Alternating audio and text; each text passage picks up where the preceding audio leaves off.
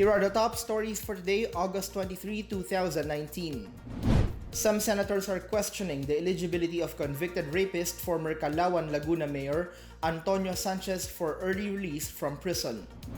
Former National Youth Commission Chair Ronald Cardema is once again in hot water over a possible violation of the Omnibus Election Code. The Department of Foreign Affairs urged for the universal acceptance of the United Nations Convention on the Law of the Sea or UNCLOS. And President Rodrigo Duterte lifts the suspension of Small Town Lottery or STL.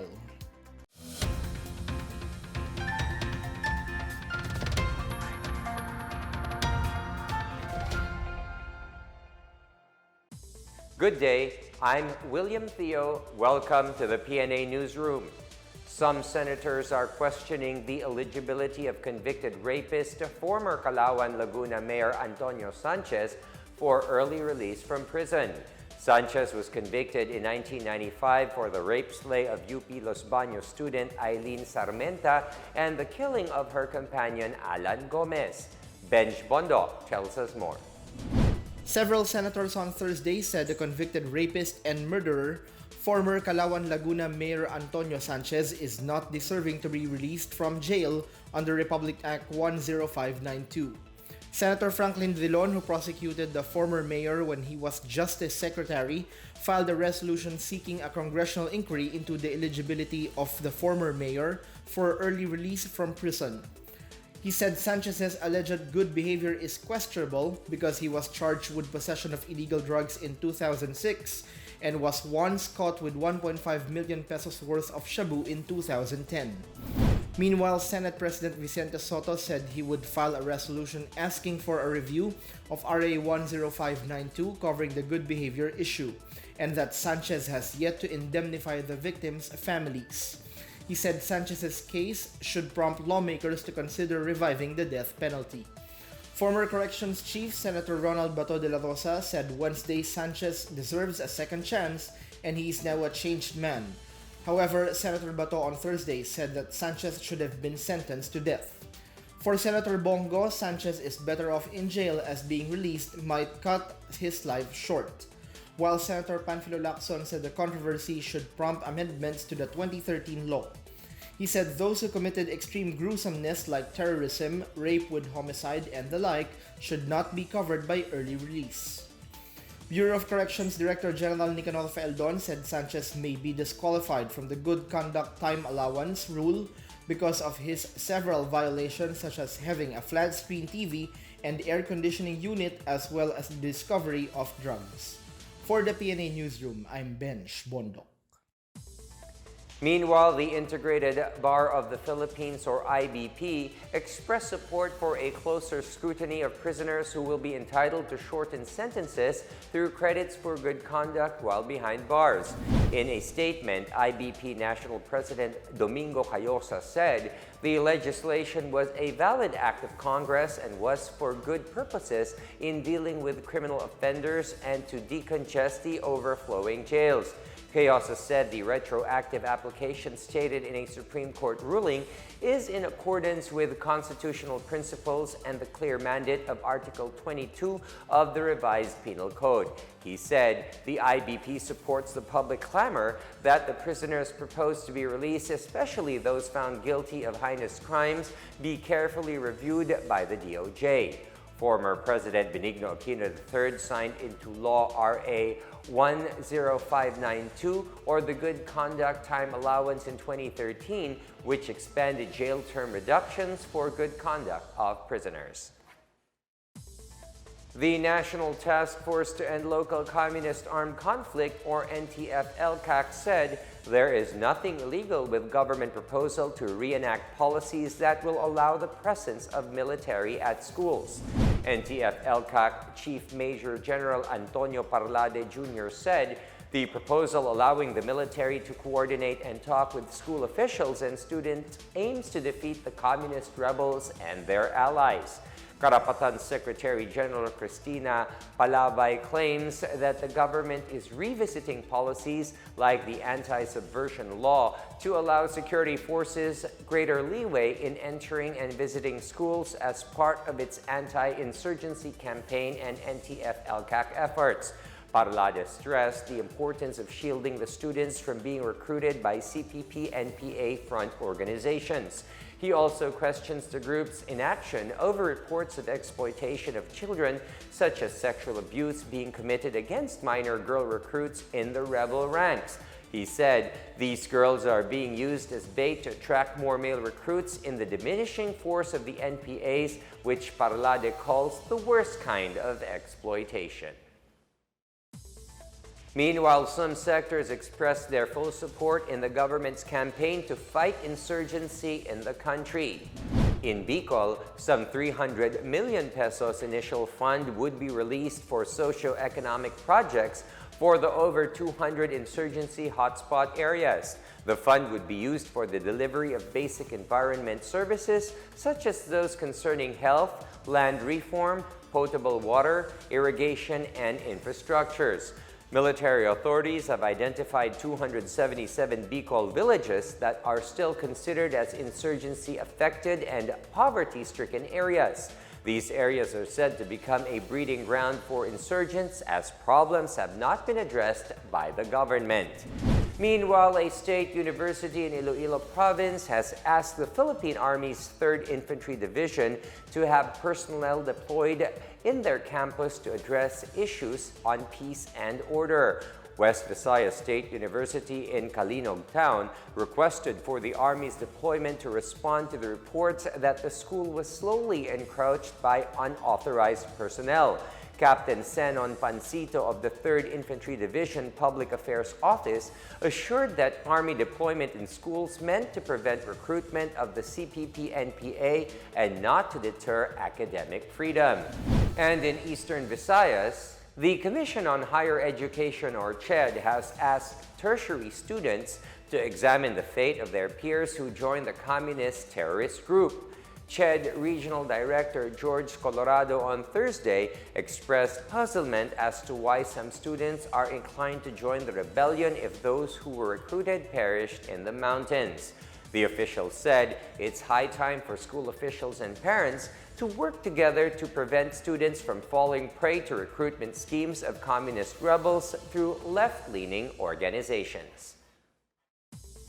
The widow of slain radio anchor hailed the PT FOMS for quickly identifying her husband's killers, and former National Youth Commission Chair Ronald Cardema may face another COMELEC violation. More on this from Janice Cabe. The Manila Police District on Thursday arrested former Foreign Affairs Secretary Perfecto Yasay Jr. in connection with the criminal charges allegedly committed by officials of Bangko Filipino. MPD reports said Yasay, together with his 5 associates, allegedly conspired sometime between years of 2001 to 2009 to secure a 350 million peso loan for Tierra Sud Incorporated, owned by Tropical Land Corporation, and failed to report such loan accommodation to the supervision of BSP. On his Facebook account, Yasay clarified he only joined the bank in 2009, saying he would not post bail and instead would question this abuse of process and travesty of justice. In other news, former National Youth Commission Chairperson Ronald Cardema is once again in a hot seat as COMELEC Commissioner Rowena Guanzon sees another possible violation of the Omnibus Election Code. Guanzon noted that Cardema, who was disqualified as the first nominee of the Duterte Youth party list, may be held accountable for engaging in partisan political activities while he was still in public office. The Omnibus Election Code prohibits any officer or employee in the civil service, except those holding political offices, to directly or indirectly intervene in any election campaign or engage in any partisan political activity except to vote or to preserve public order if he is a peace officer. And 3 members of the Kappa Community Ministry International were tagged in the murder of Brigada News FM radio anchor Eduardo Ed Dizon in Cadapawan City, Cotabato last July 10. In a Malacanang press briefing on Thursday, PCOO Secretary Martin Andanar and Presidential Task Force on Media Security Executive Director Joel Egco presented 2 witnesses who confirmed the killing. The 2 witnesses, Renato Sardoncillo and Hilario Lape Jr., are now under the Witness Protection Program. Alaman na nila na kinasuhan sila, nagkusang loob na si Mr. Lapi na lumutang at since siya naman yung list, no, masasabi natin so far, no, siya yung list guilty or whatever, siya yung nag-qualify for state witness. Just kinwento na niya lahat. Pero actually, nakita ko talaga yung mukha niya. Nakasando nga nun eh. Nakasando siya nun eh. Tapos si Jacolbe naka-jacket. Kaya convinced ako nun na in 1 week tapos namin yung kaso. The immediate action of the government on Ed Dizon's case through the PT forms is a testament to the Duterte administration's commitment since day one to protect the life, liberty, and security of media workers. It underscores the Duterte administration's relentless and uncompromising stand to address the problem of media violence through the Presidential Task Force on Media Security, or PT forms, which was created based on the President's Administrative Order number 1. For the PNA Newsroom, I'm Janice Cave. Still to come, the Department of Foreign Affairs urged for the universal acceptance of the United Nations Convention on the Law of the Sea, or UNCLOS. And Pangasinan hosts the 11th Dagyao Open Government and Participatory Governance Regional Town Hall meeting. More on this when the PNA Newsroom continues.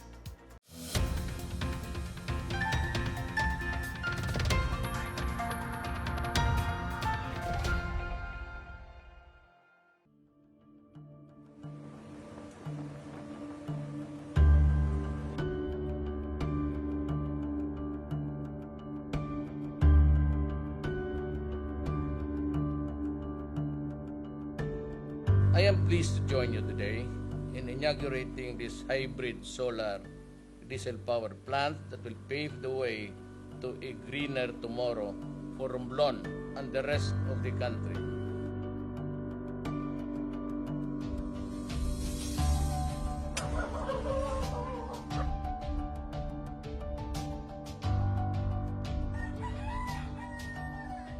Sa bundok kasi, gasera talagang ginagamit. So malaking maitutulong ng paglagay ng solar.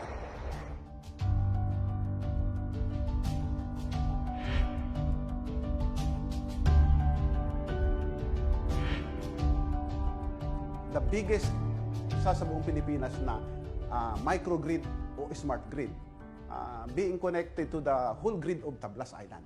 It's a 7.5 megawatt solar power. I am confident that the energy-related organizations will follow the good example that SOECO has set. This initiative highlights the importance of having environmentally compliant power plants to prevent further environmental damage and reduce emissions of harmful chemicals. Pag meron tayong solar, merong kombinasyon ng diesel at solar o any renewable energy, ay siguradong bababa yung kuryente sa buong Pilipinas. Dahil yung mga spag area na kapareho namin is subsidized po ng lahat ng electric customers sa Pilipinas.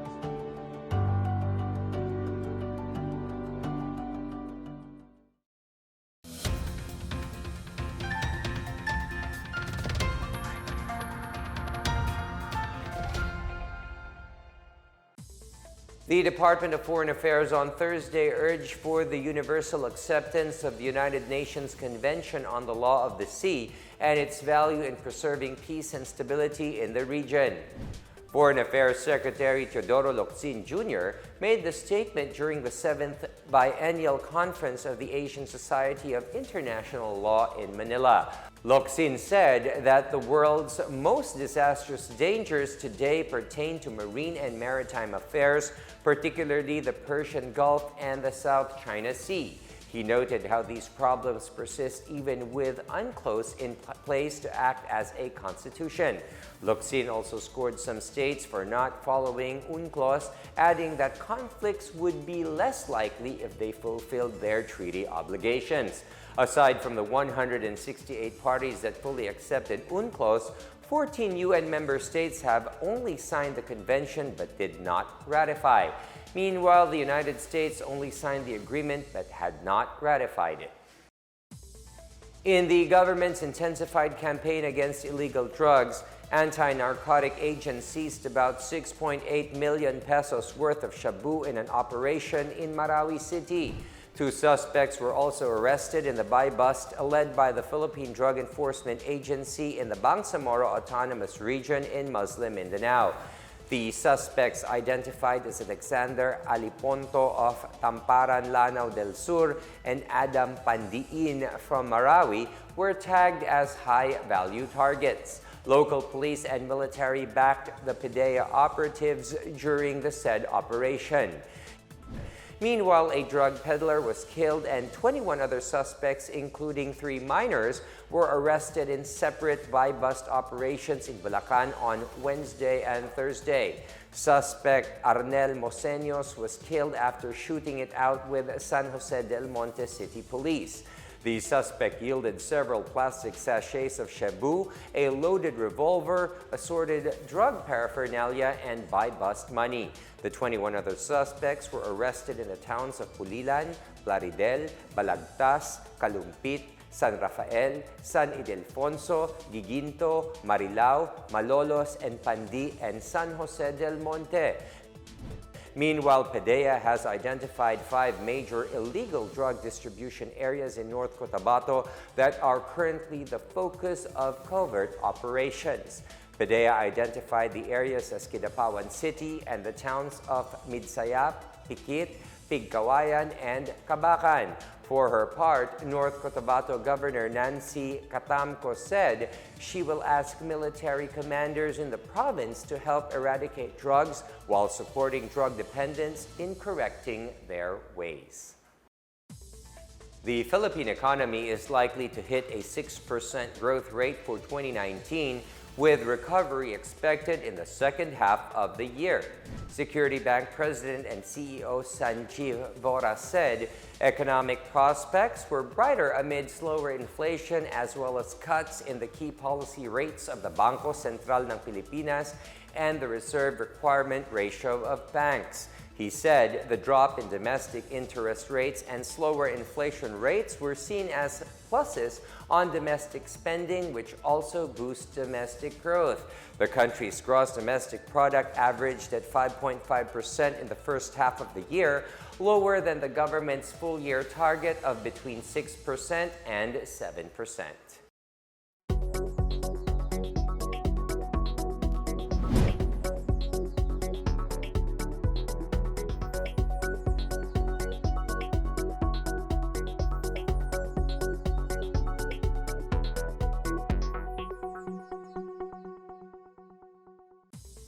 Some 800 participants in Region 1 joined the 11th Dagyao Open Government and Participatory Governance Regional Town Hall meeting held on Thursday in Lingayen, Pangasinan.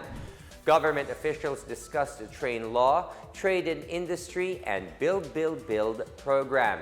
Presidential Communications Operations Office Assistant Secretary Ana Maria Paz Rafael explained that these are issues that concern businessmen and citizens in the region.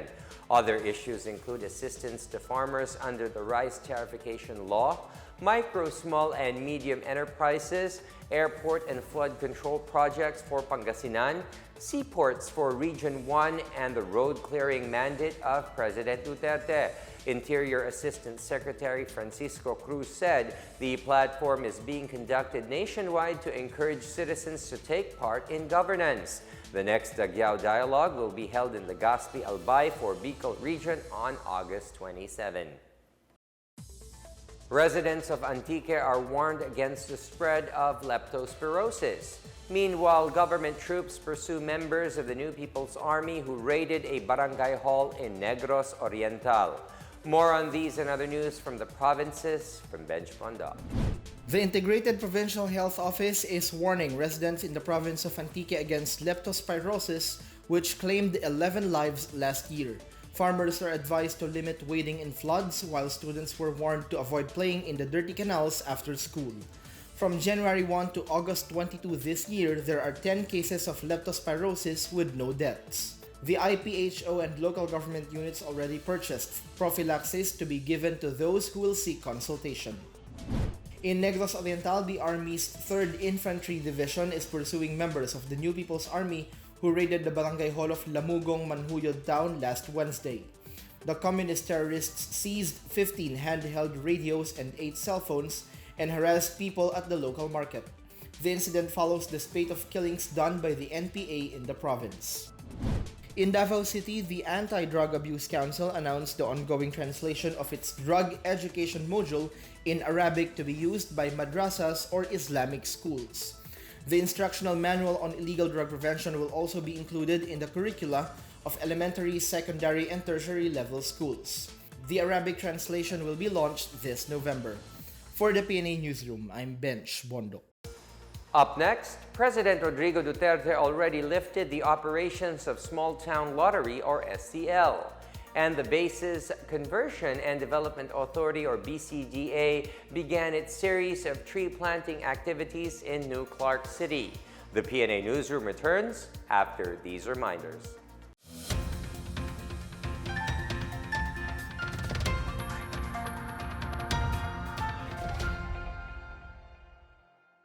Get involved in various issues of national interest.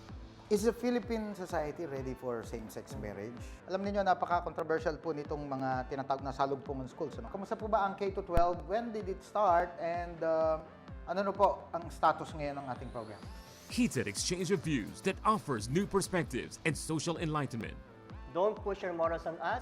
Don't push your morals on us! The same way. Don't push your morals on us! All right. But you're also pushing your morals on us by pushing it. Okay, mainit po ang talakayan. Join Undersecretary Joel C. Eggo as he searches for the truth behind every story on Pros and Cons, Friday nights at 11, only here on PTV.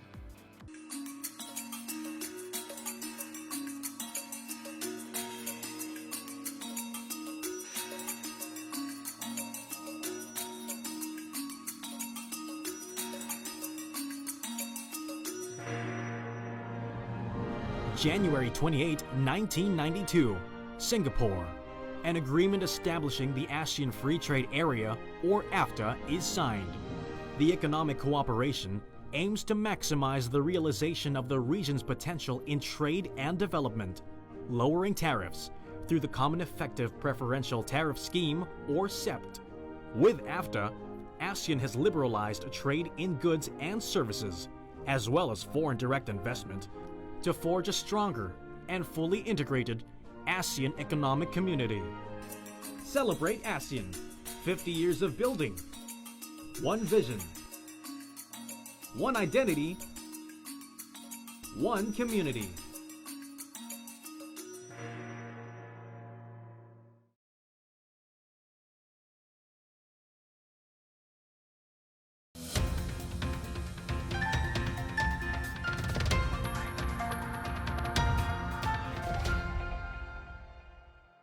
President Rodrigo Duterte has lifted the suspension of Small Town Lottery or STL after investigation.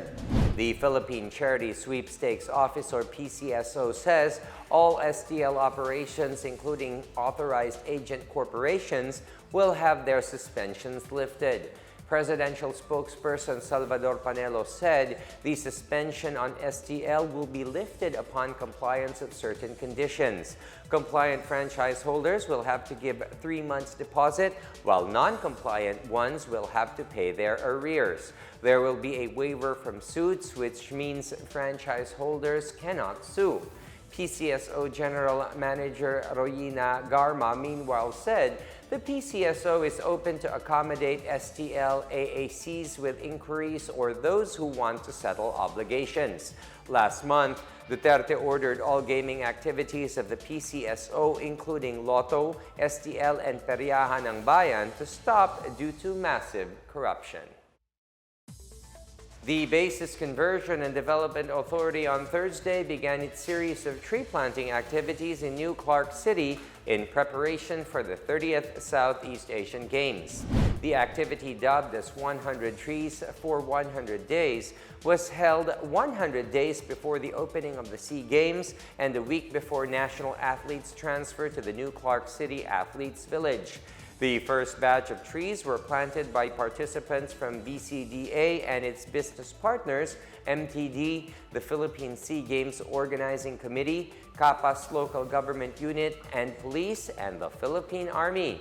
The BCDA expressed commitment to develop New Clark City consistent with the UN Sustainable Development Goals. New Clark City is envisioned to be the country's first smart, green, and resilient metropolis. It is also the site of the new and world-class sports complex that will be used during the SEA Games.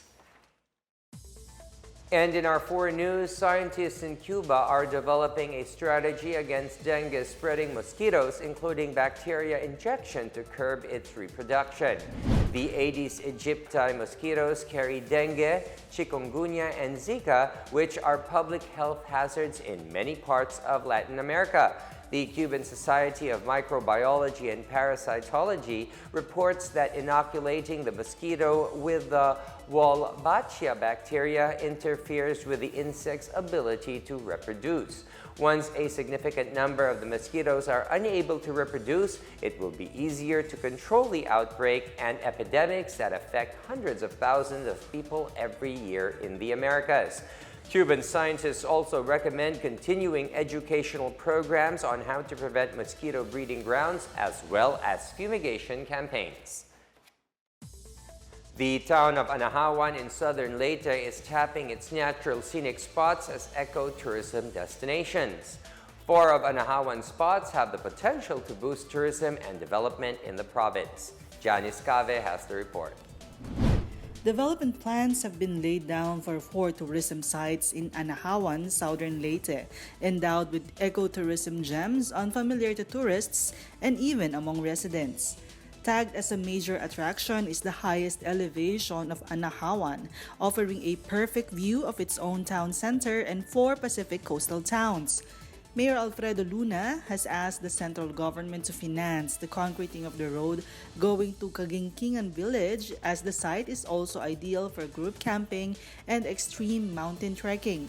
It also offers alternative access to Lake Danau in San Juan, a popular destination among mountaineers in eastern Visayas.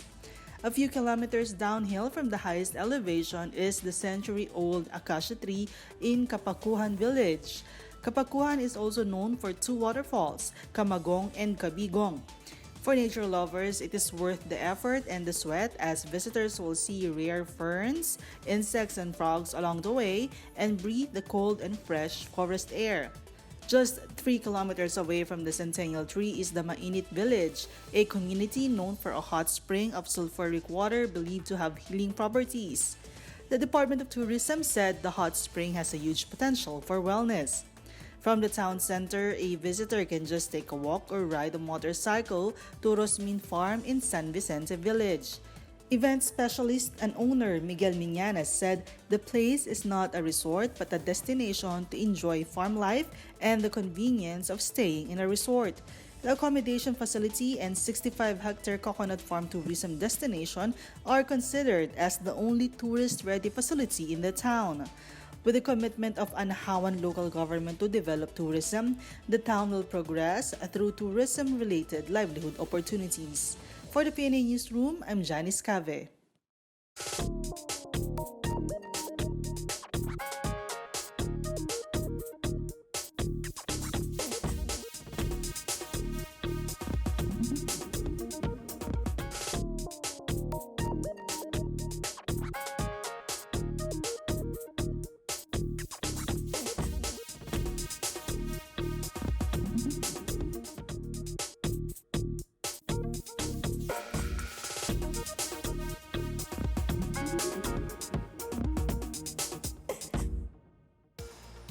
Let's take a look at today's biggest stories.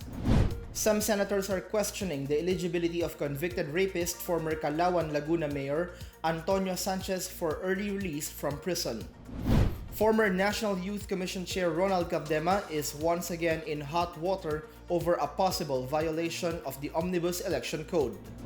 The Department of Foreign Affairs urged for the universal acceptance of the United Nations Convention on the Law of the Sea or UNCLOS. And President Rodrigo Duterte lifts the suspension of Small Town Lottery or STL. Thank you for watching another edition of the PNA Newsroom. To check out these and other stories, visit the PNA website or follow the Philippine News Agency on Facebook and Twitter. For more stories about the government and how it serves the Filipinos, look for these hashtags in all of our social media platforms and websites. And before we adjourn for the weekend, remember, there are 3 things that cannot be hidden for long, and that is the sun, the moon, and of course, the truth. Remember, the sun will rise in the morning, the moon comes out at night, and no matter how much you lie, you can never hide the truth. And that's your daily dose of the latest news and information that you need to know.